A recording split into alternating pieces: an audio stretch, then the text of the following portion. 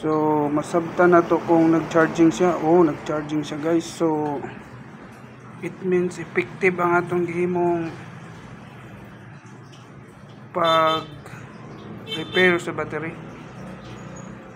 So makita na to nga na siya charging indicator, red nga light.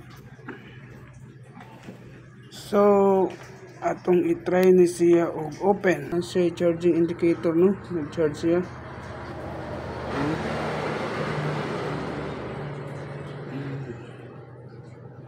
Charging indicator nga nag-charge.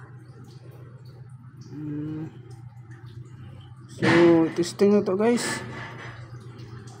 kita na to, open yung menu, good siya, good.